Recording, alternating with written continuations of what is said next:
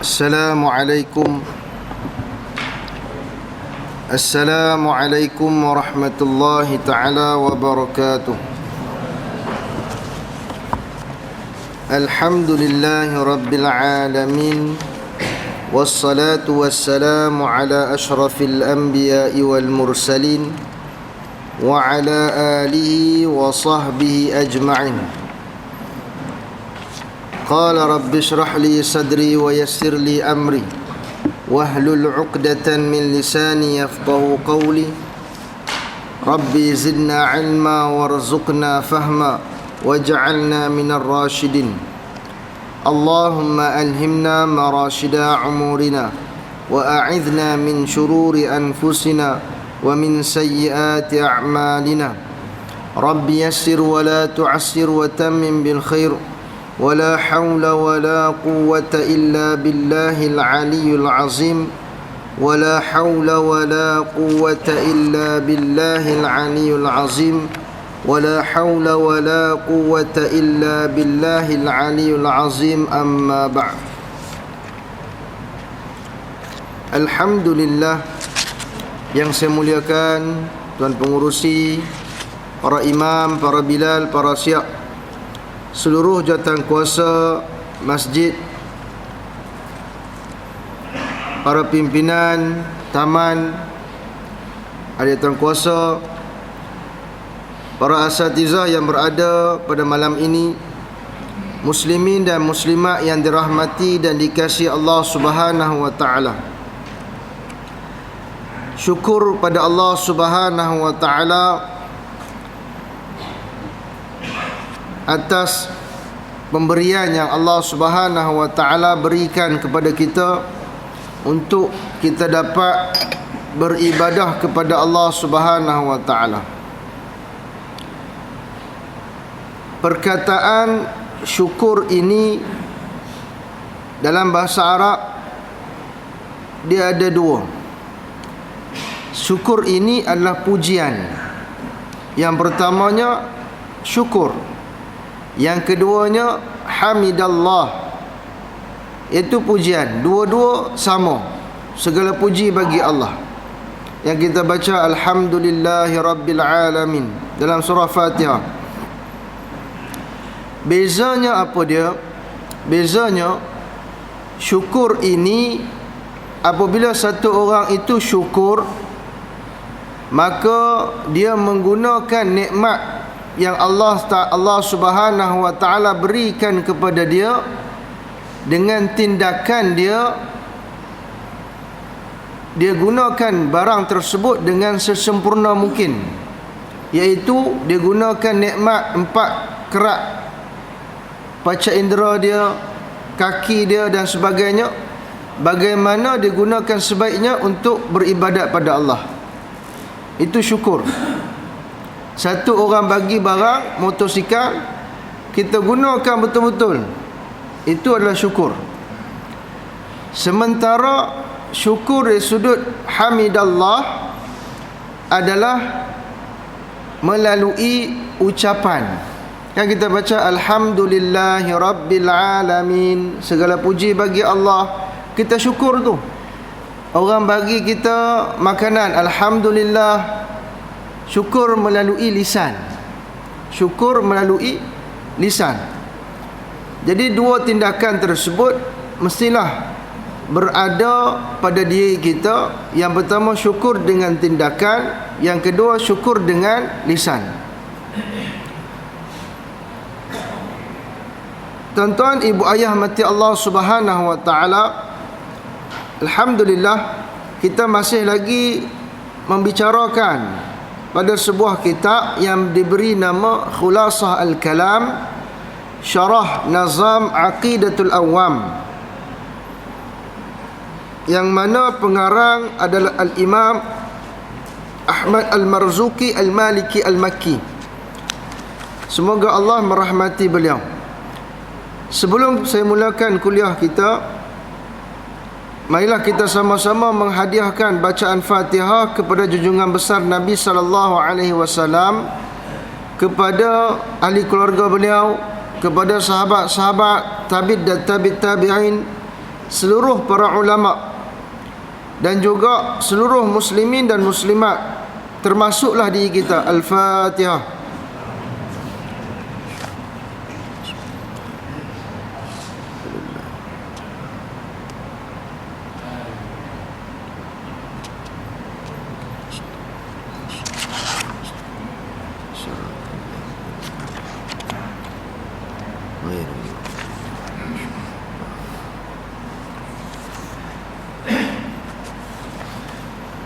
Baik.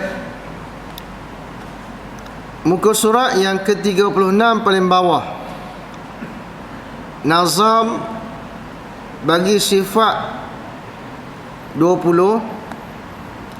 Wa qa'imun ghaniyun wa wahidun wahyi qadirun muridun alimun bikulli syai' sami'un basirun wal mutakallim. Rangkap yang ketujuh. Wa qa'imun ghani wa wahidun wahyi qadirun muridun alimun bikulli syai'. Yang ketujuh, yang berdiri, qa'im. Qa'im ini berdiri dengan sendirinya. Al-ghani lagi pula terkaya. Wa wahidun wahyi, dan bersifat esa dan bersifat penghidup. Hayy, wahyi, hayyun. Qadirun muridun, bersifat berkuasa. Muridun, bersifat berkehendak. Alimun, bersifat pengetahuan. Bikulli syai', bagi setiap-tiap sesuatu. Baik, bukan saya nak terangkan semua sekali sifat ni, tetapi kita masuk pada sifat yang keempat. Wa qa'imun, iaitu ataupun qiyamuhu. Qiyamuhu ta'ala binafsih, iaitu bahasanya, terjemahan kita, yang berdiri dengan sendirinya. Qiyamuhu, berdiri Allah Ta'ala binafsih, dengan sendirinya. Jadi dalam bahasa Arab, satu-satu perkataan dia mempunyai makna yang berbagai. Satu-satu bahasa Arab dia mempunyai makna yang berbagai. Qiyam mempunyai beberapa makna, tetapi yang difahami pada konteks yang kita nak baca ini, kita ambil kebiasaannya adalah qama yaqumu qiyaman. Ini biasa. Dia ada lain. Okay. Qama yaqumu qawaman dan sebagainya. Tapi yang kita ambil qama yaqumu qiyaman, iaitu berdiri. Erti berdiri di sini ni ada dua maksud. Erti berdiri di sini ni ada dua maksud. Yang mana adanya zat Allah dengan sendirinya, dan yang kedua, adanya Allah Ta'ala, dia tidak tumpang apa-apa zat. Dua tersebut. Pada kita ada tulis adanya zat Allah dengan sendirinya, dan itu yang pertama. Yang keduanya, dan adanya Allah Ta'ala tidak tumpang apa-apa. Setengah daripada sifat salbiyah adalah adanya zat Allah dengan sendirinya. Maknanya, yakni makna sifat ini ialah sesungguhnya Allah Ta'ala bersifat dengan terkaya daripada makhluk dan tidak memerlukan sesuatu pun daripada seseorang.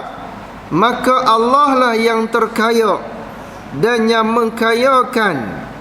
Ataupun makna sifat ini ialah ketiadaan keperluan Allah Ta'ala kepada mana-mana zat yang Allah menumpang dengan zat tersebut, ataupun Allah Ta'ala tidak memerlukan kepada yang menjadikan Allah Ta'ala. Baik, kesimpulan daripada dua perkara tersebut tadi, kita boleh simpulkan bahawasanya qiyamuhu ini, berdiri tersebut, bermaksud Allah ini ada wujud. Yang pertama. Yang kedua, dia kekal wujud. Ada wujud. Dan yang kedua, dia kekal wujud. Berdiri di sini bukan bermaksud macam yang kita faham. Kita faham berdiri adalah sesuatu perbuatan daripada duduk kemudian kita berdiri. Bukan begitu. Pemahaman kebiasaan kita berdiri ini adalah daripada satu orang itu duduk kemudian dia diri. Namun berdiri ini adalah wujud dan tetap wujud, kekal wujud dia. Binafsihi, adapun kalimah binafsihi, dia bukan bermaksud automatik. Bukan bermaksud automatik ataupun dia jadi dengan sendirinya. Automatik jadi. Bukan juga. Agak. Ataupun kita mengatakan berdiri dengan sendiri ini bermaksud dia, Allah Ta'ala ini tidak memerlukan kepada segala bantuan ataupun tidak memerlukan sesuatu yang lain untuk bantu dia. Adapun qiyamuhu binafsi ini adalah sifat yang keempat. Takrifan dia adalah satu ibarat. Satu ibarat. Ibarat yang nak ceritakan berkenaan sifat Allah Ta'ala ini bagi menafikan bahawasanya Allah Ta'ala ini memerlukan kepada apa-apa bantuan untuk menjadikan sesuatu. Contoh dia apa dia? Contoh dia, kalau manusia, kalau kita hamba Allah nak jadikan sesuatu benda. Bulan lepas saya ada beritahu, kita nak tanam pokok, nak dapatkan buah. Kalau kita nak tanam dengan harapan kita nak dapat buah, maka kita memerlukan pokok tersebut, anak pokok. Kemudian kita memerlukan kepada tanah, kita memerlukan bantuan daripada sudut air, kita memerlukan bantuan dari sudut baja, kita memerlukan bantuan dari sudut penjagaan, pencahayaan. Maka terhasillah pokok tersebut tumbuh dia.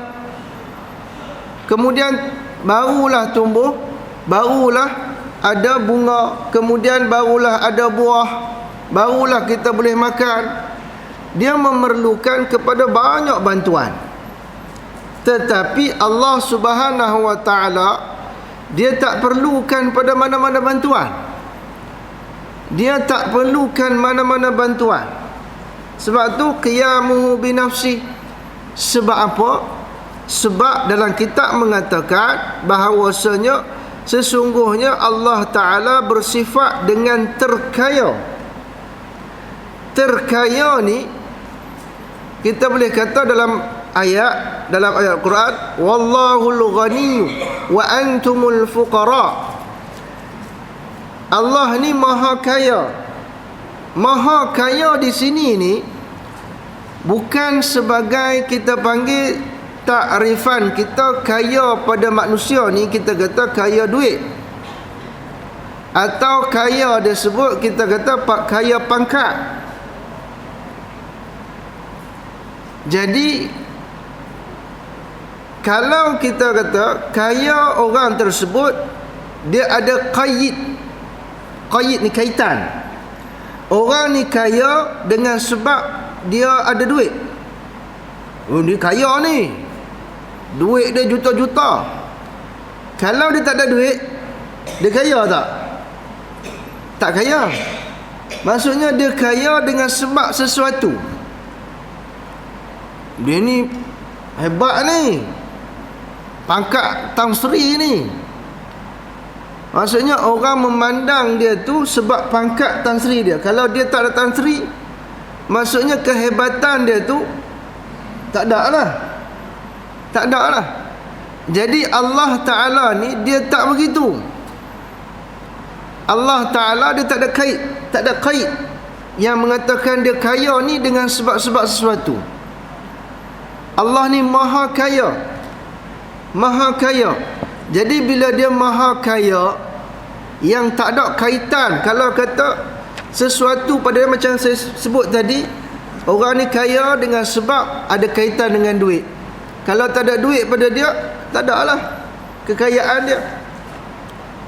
Jadi sebab Allah ni maha kaya, menyebabkan dia tak memerlukan apa-apa bantuan. Yang pertama. Yang kedua, semua yang nak bantu tersebut merupakan ciptaan Allah Subhanahu wa taala. Jadi Allah tak memerlukan pada ciptaan dia untuk membantu dia. Begitu. Adapun tuan-tuan ibu ayah mati Allah Subhanahu wa taala, kadang-kadang ada setengah-setengah ayat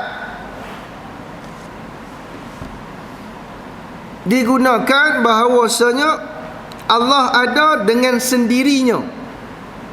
Allah ada dengan sendirinya, bermaksud tiba-tiba ada. Kadang-kadang kita belajar Allah ada dengan sendirinya, iaitu bermaksud tiba-tiba ada, automatik. Automatik. Ayat ini adalah ayat yang tidak sempurna. Benda yang tiba-tiba ada ini tak masuk akal. Sebab apa? Sebab Allah ini dia sedia ada, qidam, sedia ada, bukan tiba-tiba ada. Ada dengan sendirinya bermaksud seolah-olah tiba-tiba ada. Sedangkan Allah Ta'ala ini qidam, sedia ada, sentiasa ada dan kekal ada, dan bukan dengan sendiri. Maksud berdiri dengan sendiri, saya simpulkan kepada dua. Yang pertama, tidak berkehendak kepada yang menjadikan dia. Yang pertama, tidak berkehendak kepada yang menjadikan dia, Allah Ta'ala. Yang kedua, tidak berkehendak kepada zat tempat berdiri. Yang pertama, maksud berdiri dengan sendiri, takrifan yang lain. Yang pertama, tidak berkehendak kepada yang menjadikan dia. Maksudnya Allah Ta'ala tak ada siapa yang menjadikan dia, dan dia tak berkehendak. Kita berkehendak kepada yang menjadikan kita. Kita ni makhluk, kita ni wujud, tetapi kita berkehendak kepada pencipta yang menciptakan kita.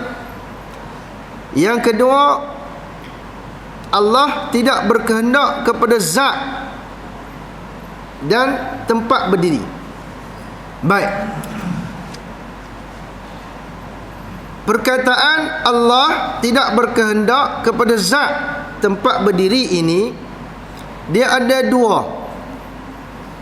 Dia bercabang-cabang dah. Dua tambah cabang dua pula. Alah. Yang pertama, maksud Allah tidak berkehendak kepada zat atau tempat berdiri. Cabang dia ada dua. Yang pertama, Allah yang kita sembah, Allah yang kita sembah bukan alif lam lam ha.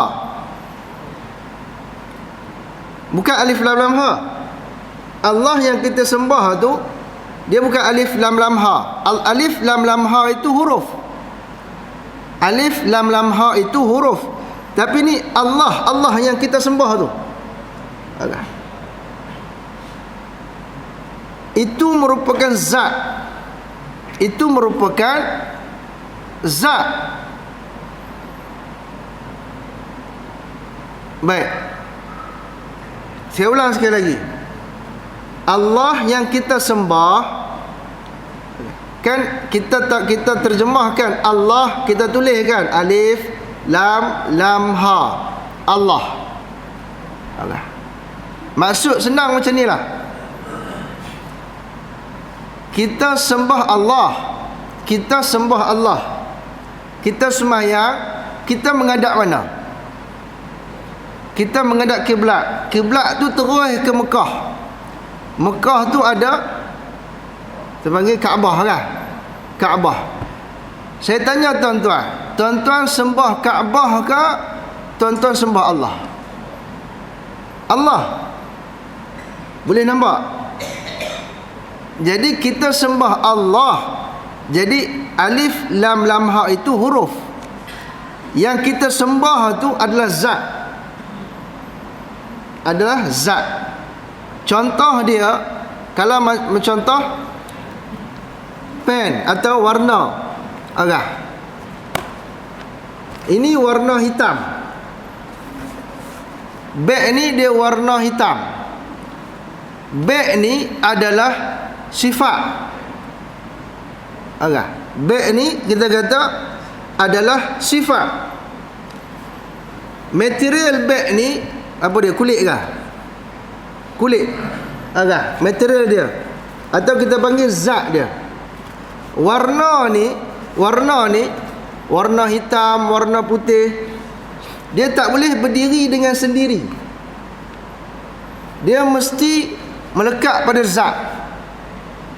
Kita takkan jumpa warna ni tiba-tiba sendiri dia. Walaupun kita kata ada pancaran, dia ada warna, dia memerlukan kepada zat pencahayaan. Dia tak boleh tiba-tiba ada. Beg ni dia warna hitam. Warna hitam ni sifat. Asal beg ni material dia kulit. Dia bersandar kepada zat, iaitu kulit. Jadi Allah Subhanahu wa taala ini zat. Berbeza dengan kita. Kita ini contoh yang kedua. Kita ni pula agak. Kita ni seolah-olah seperti sifat. Tuan-tuan, nak terang ni, macam warna tadi, dia tak boleh berada daripada sendiri dia. Dia mesti melekat pada sesuatu benda. Warna coklat ni, warna coklat kayu. Dia ada material dia kayu, melekat pada kayu ni, warna. Kita pula nak banding kita ni lah kita. Saya, tuan-tuan, kita ni seolah-olah seperti sifat. Yang ada pada kita ni, daging ni, bukan kita punya. Bukan kita punya, Allah Ta'ala punya. Kita ada sebab kita menumpang pada daging yang Allah Ta'ala punya. Batang tubuh yang Allah Ta'ala beri pada kita. Bila kita ada pada batang tubuh ini, kita disebutkan hidup. Kita dikatakan hidup. Tetapi bila kita berpisah daripada tubuh ni, maksudnya orang akan kata kita ni matilah. Mati. Maksudnya kita menumpang pada zat tubuh badan ini. Kita seolah-olah seperti sifat yang memerlukan kepada zat. Begitu. Artinya kita memerlukan kepada tubuh ini untuk wujud. Dan apabila kita berada pada tubuh ini, kita kekal wujud. Namun Allah Subhanahu wa taala, dia tidak memerlukan kepada sifat untuk menunjukkan kewujudan dia. Dia sedia wujud dan dia kekal wujud. Itu perbezaan antara makhluk dengan Khaliq. Makhluk yang dicipta, Khaliq adalah pencipta. Allah adalah zat yang tidak perlu kepada sifat. Makhluk adalah zat yang bersandar kepada sifat dan memerlukan tempat untuk kita. Apabila kita dah ada batang tubuh, kita juga memerlukan kepada zat tempat. Tanah misal kata untuk kita pijak, udara misal kata untuk kita hirup. Allah Ta'ala cipta udara. Allah Ta'ala cipta udara. Udara sifat dia apa dia? Untuk kita hirup. Untuk kita hirup udara tersebut, untuk pam jantung kita dapat mengalirkan darah dan sebagainya, ada manfaat pada kita. Tapi adakah Allah memerlukan udara? Udara. Adakah Allah memerlukan udara? Tidak perlu. Kita memerlukan udara untuk kita bernafas. Tak ada satu orang pun daripada kita yang tak memerlukan pada udara. Kita mesti kena pada udara. Saya tak mau udara, pergi tutup hidung 10 minit, 30 minit. Alamat dia, tim untuk jenazah tu siap-siap sedia. Faham kan? Qalu inna lillah. Begitu. Dan kita memerlukan kepada tempat, kita memerlukan kepada ruang, kita memerlukan kepada masa. Adapun Allah Ta'ala, dia tak memerlukan kepada ruang, Allah tak memerlukan kepada tempat, Allah tak memerlukan pada masa. Semua-semua ni Allah cipta, dan mereka ini dicipta. Mereka ini dicipta. Apa dia mereka? Ruang, masa, tempat, zat dan sebagainya. Erti makhluk daripada kalimah khalaqa. Khalaqa, mencipta. Yakhluqu, khaliqun, makhlukun. Khaliqun, pencipta. Makhluku, makhlukun, yang kena cipta. Maksudnya, tuan-tuan, ibu ayah mati Allah Subhanahu wa ta'ala, binafsi, iaitu qiyamuhu binafsi. Allah Ta'ala berdiri, kita kata maksud kan, terjemahan, Allah Ta'ala berdiri dengan sendirinya, yang mana tak memerlukan bantuan tersebut. Contohnya ruang, masa, tempat, semua ni adalah ciptaan Allah yang kena cipta. Persoalan dia, tuan-tuan, persoalan dia, sebelum mereka diciptakan oleh Allah Subhanahu wa ta'ala, bermaksud mereka ni tiada. Sebelum ruang, masa, tempat dicipta oleh Allah Subhanahu wa ta'ala, bermaksud mereka ni tak ada. Macam mana mereka ada? Mereka belum dicipta. Tetapi tuan-tuan, waktu sebelum mereka dicipta, Allah dah ada belum? Allah sedia ada, dan dia kekal ada. Bermaksud Allah ciptakan mereka. Jadi Allah tak memerlukan kepada mereka, tak memerlukan pada bantuan mereka, sebab Allah yang mencipta mereka.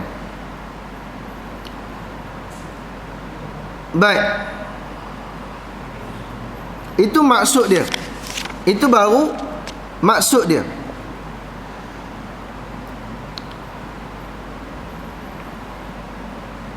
Adapun qiyamuhu binafsi ini menafikan satu perkataan, satu hakikat, bagi menafikan. Apa dia kita nak nafikan? Persamaan akan makhluk, bantuan daripada makhluk.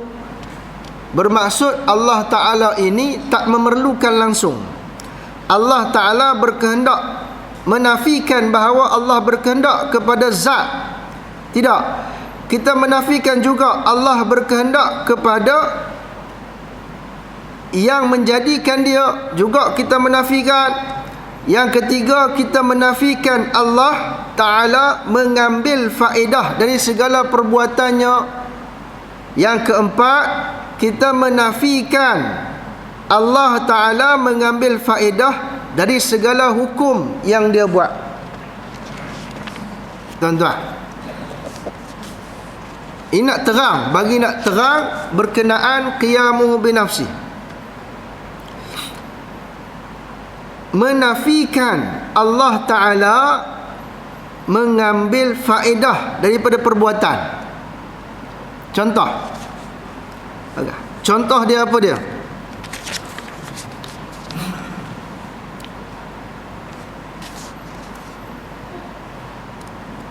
Kalau saya tanya, mana satu perbuatan Allah, ataupun soalan dia, berapa banyak perbuatan Allah?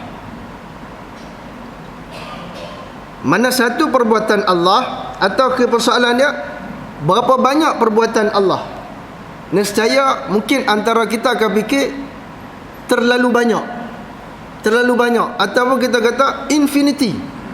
Infinity ni tak, ni lah bentuk 8 terbalik itu, terlampau banyak kita kata.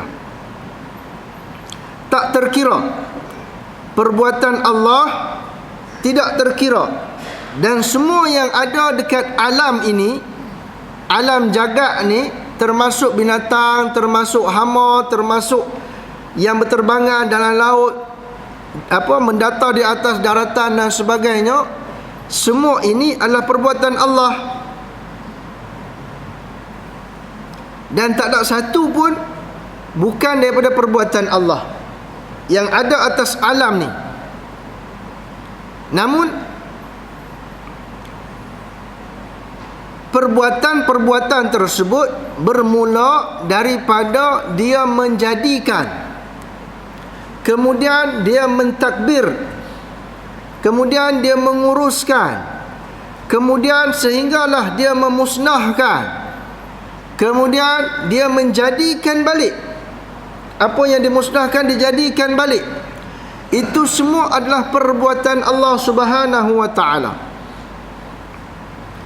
Namun timbul persoalan, Allah Subhanahu wa ta'ala dengan perbuatan dia, dia tak ambil faedah ke? Kalau kita contoh, kalau kita buat sesuatu adalah untuk memudahkan sesama kita. Contohnya tuan-tuan, kita bina kereta, kita buat kereta. Tujuan kita buat kereta adalah untuk apa dia? Untuk makhluk yang sama dengan kita, iaitu manusia, dapat pergi ke satu tempat kepada satu tempat yang lain dalam masa yang singkat. Kita cipta aircon adalah untuk siapa dia? Untuk kita dan juga sama-sama kita dapat berasa sejuk pada tempat, pada suasana yang panas. Kita cipta macam-macam lah, kita cipta. Namun kita mengambil faedah daripada ciptaan kita. Kita cipta tu bersebab. Persoalan dia, adakah Allah Subhanahu wa ta'ala dia cipta, tetapi adakah dia ambil faedah ataupun tidak?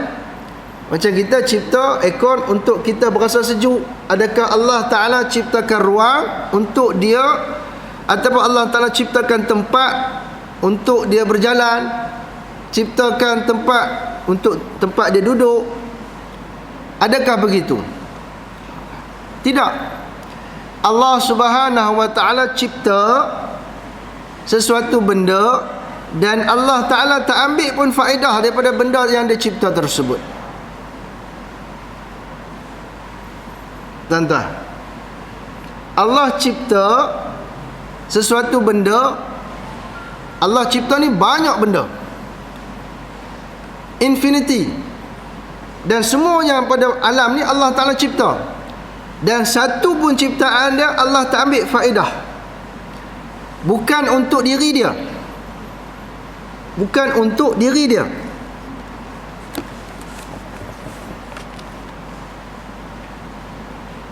Ataupun bahasa mudah dia, Allah Ta'ala cipta ni, adakah dia perlu?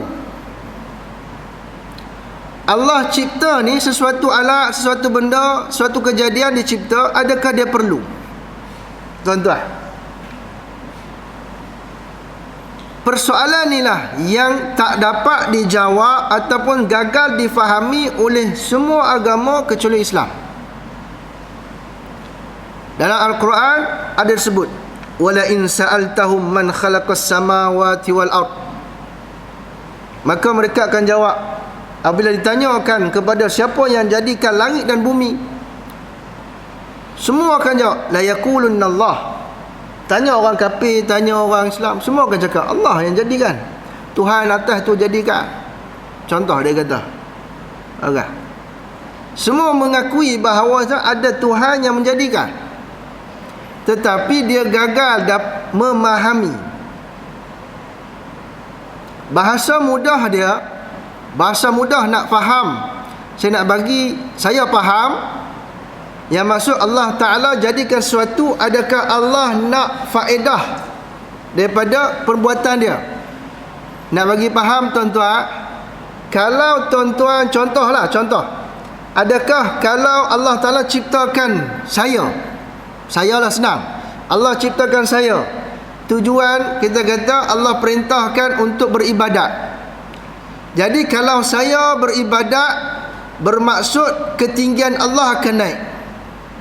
Kalau saya tak beribadat, ketinggian Allah akan turun. Adakah begitu? Tidak. Tidak. Bermaksud Allah Ta'ala tak mengharap pun pada balasan. Tuan-tuan, habis itu sebab apa kita beribadat? Sebab apa kita beribadat? Sebab kita sendiri yang memerlukan, bukan Allah Ta'ala yang memerlukan. Kita beribadat kepada Allah sebab kita yang memerlukan, bukan sebab Allah memerlukan. Dengan ibadat kita ramai-ramai, lagi ramai orang ibadat, maka ketinggian Allah akan naik, kemuliaan Allah akan naik. Allah dah sedia mulia dan Allah kekal mulia. Allah dah sedia tinggi dan Allah kekal tinggi. Itu yang memerlukan kepada ibadah adalah kita. Kita sendiri yang memerlukan ibadah. Bila kita ibadah pada Allah, manfaatnya pada kita, bukan pada Allah. Dalam hadis kursi ada sebut, dalam hadis kursi yang panjang, yang mengatakan kalau berkumpul semua orang berkumpul minta dengan pelbagai minta yang lain-lain, permintaan yang berbeza-beza, dan Allah Subhanahu dengan bahasa yang berbeza-beza, dan Allah Ta'ala kabulkan kesemuanya, sikit pun daripada khazanah Allah tak kurang. Ataupun kalau semua orang beribadat, semua orang masuk Islam, semua orang beribadat 24 jam, sikit pun ketinggian Allah tak naik. Ataupun semua orang berdosa, semua tak lakukan ibadah, sikit pun darjat Allah tak turun. Sebab Allah tak memerlukan pun. Itu maksud qiyamuhu binafsi.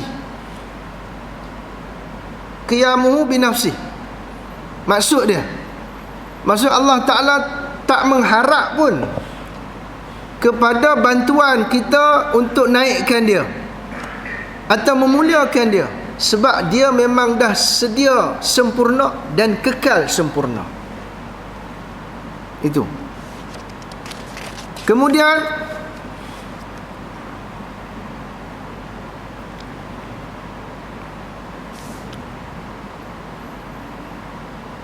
kita tengok Tuhan-Tuhan yang mana zaman dulu ada satu Tuhan, dia memerlukan kepada kait ataupun kaitan. Kalau tak ada kaitan tu, lemahlah dia. Contohnya Tuhan Zeus. Tuhan Zeus, dia Tuhan petir. Dia ada tongkat petir. Kalau orang curi tongkat petir tu, maka dia lemah. Maka dia lemah. Dia ada apa, Tuhan dewa, bukan Tuhan, dia dewa. Dewa petir, dewa air.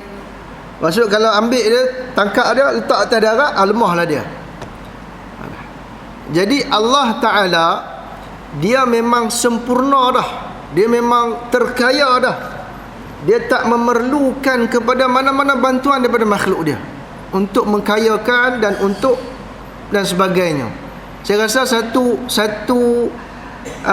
yang saya beritahu tadi itu, misal tersebut, ibarat tersebut rasanya dah sempurna dah, untuk nak bagi gambaran bahawasanya Allah tak memerlukan pada bantuan makhluk untuk menaikkan dia atau menurunkan dia, sebab dia memang dah sedia tinggi dah, sedia besar dah, sedia agung dah, dan kekal sentiasa. Kemudian apabila Allah Ta'ala ciptakan makhluk, alam, Allah mentakbir alam, Allah memelihara alam, maka Allah Ta'ala meletakkan hukum.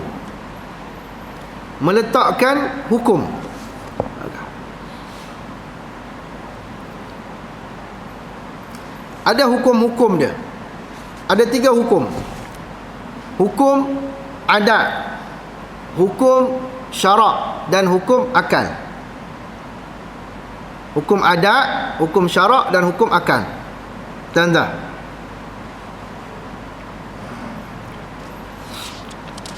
Hukum adat. Hukum adat. Panjang lagi masa. Ada masa lagi ya? 4 minit lagi. Nak bagi faham hukum adat ni, tuan-tuan, hukum adat ni sebenarnya tak guna pun. Hukum adat ni sebenarnya tak ada fungsi pun. Sebab apa saya kata tak ada fungsi? Kebiasaan hukum adat, kita kata apa dia? Pisau memotong, makan mengenyangkan, ubat menyembuh. Itu hukum adat. Hukum adat. Kita usaha, kita dapat. Kan? Kita usaha, kita berjaya. Kita sekolah, kita pandai. Betul? Kita sekolah, kita pandai. Kan? Sebenarnya hukum adat ni dia tak ada fungsi pun. Sebab apa? Sebab setiap sesuatu memerlukan izin Allah. Allah yang bagi izin.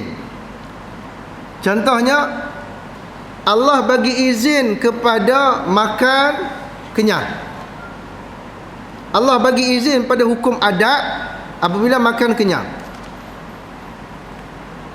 Kalau tak ada hukum adat, manusia akan tercari-cari. Hari ini kita memerlukan kenyang. Tuan-tuan, kita memerlukan kenyang. Kalau kata tak ada hukum adat, hari ini Allah Ta'ala putuskan bila makan kenyang, manusia pun cari makan kenyang. Esok manusia akan memikir-mikir, hari esok ni kenyang kat mana ni? Esok mereka akan makan, tak kenyang. Mereka akan berjalan, tak kenyang juga. Berlari, baru kenyang. Maksudnya hari ni Allah izinkan kenyang pada berlari. Esok lagi pula mereka akan mikirkan kenyang pada mana. Jadi manusia akan sibukkan diri untuk cari kenyang. Baru satu, belum lena. Kita tidur kan? Tidur, adat dia lena, nyenyak. Itu hukum adat. Padahal nyenyak lena tu izin Allah, bukan pada tidur. Ustaz ni merapu apa ni? Hakikat tuan-tuan, hukum adatnya Allah yang izinkan. Jadi fungsi hukum adat Allah Ta'ala letakkan. Sebab apa saya letak fungsi? Sebab semuanya memerlukan izin Allah. Allah izin. Jadi apa fungsi hukum adat? Allah kekalkan hukum adat ni untuk menjadikan alam ini dia jadi kita panggil apa? Berorganisasi. Berorganisasi. Jadi Allah bagi izin makan ubat, Allah izinkan sembuh. Tetapi bukan, kita tak boleh yakin bahawasanya makan ubat automatik sembuh. Kita belajar bukanlah kita kata bila kita belajar je pandai. Kita belajar tu satu proses yang Allah izinkan untuk pandai, untuk tahu akan sesuatu penambahan. Itu beza hukum adat dengan izin Allah Ta'ala. Itu fungsi dia. Kita tak boleh kata, ada orang yang dia mempunyai duit, dia boleh beli jam yang sangat mahal, tetapi dia tak boleh beli masa. Ada orang dia boleh beli katil yang paling mahal, paling empuk, paling nyenyak, paling sedap lah, tapi tak boleh beli lena. Nyenyak tak boleh beli. Allah letakkan sesuatu, bila makan kenyang Allah izin, tapi tak boleh yakin mengatakan saya makan je mesti kenyang. Tak boleh begitu. Sebab ini peraturan yang Allah Ta'ala letakkan, peraturan yang kita perlu ikut. Namun peraturan tersebut jangan menjadikan satu keyakinan bahawa bila begini mesti begini, bila begini mesti begini. Sebab apa pun adalah izin Allah Subhanahu Wa Ta'ala. Itu dia. Itu maksud qiyamuhu ta'ala binafsi, yang mana Allah Ta'ala ini dia berdiri, iaitu dia wujud, dan kekal wujud dia itu dia pada tahap yang mana dia memang dah terlalu sempurna dan maha sempurna, sehingga mana dia tak perlu pun pada ibadah kita. Adapun kita sendiri yang memerlukan kepada ibadah kita. Begitu. Allah boleh, kalau kata Allah boleh gantikan kita untuk bantu agama dia, seperti mana burung hud-hud, dia pula pergi cek orang ni tak Islam, bagi tahu Nabi Sulaiman. Allah boleh jadikan dia. Allah boleh jadikan seperti mana surah semut. Dalam semut menjadikan iktibar ayat dia, wahai kaumku, sembunyi kamu. Dia dakwahkan kepada semut-semut lain untuk sembunyi. Allah suka dengan perkataan tersebut, Allah masuk dalam Quran. Bermaksud kalau kita ni ingkar langsung semua perintah Allah, Allah boleh gantikan makhluk lain untuk beribadat pada dia. Sebab dia tak memerlukan pada mana-mana makhluk untuk, maksudnya untuk ibadat pada dia. Kita yang memerlukan untuk ibadat pada Allah, memerlukan sangat-sangat. Apabila kita ibadat, Allah akan bagikan ganjaran kita. Begitu. Jadi setakat itu dahulu, InsyaAllah terima kasih atas perhatian. Mohon maaf sekiranya ada kesilapan, ketidakfahaman, mungkin ada yang tak sampai dan sebagainya. Moga-moga apa yang disampaikan ini menjadi satu manfaat pada kita, menjadi menambahkan kenal kita pada Allah Subhanahu Wa Ta'ala, rasa agung kita pada Allah Subhanahu Wa Ta'ala. Tutup majlis kita dengan tasbih kafarah, suratul As dan doa. Subhanakallahumma wa bihamdika asyhadu an la ilaha illa anta astaghfiruka wa atubu ilaik. Subhana rabbika rabbil izzati amma yasifun. Wassalamun ala al-mursalin walhamdulillahi rabbil alamin.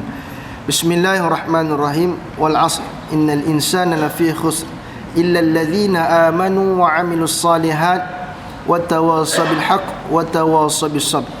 A'udzu billahi minasy syaithanir rajim. Bismillahirrahmanirrahim. Alhamdulillahi rabbil alamin. Wassalatu wassalamu ala asyrafil anbiya'i wal mursalin wa ala alihi wa sahbihi ajma'in.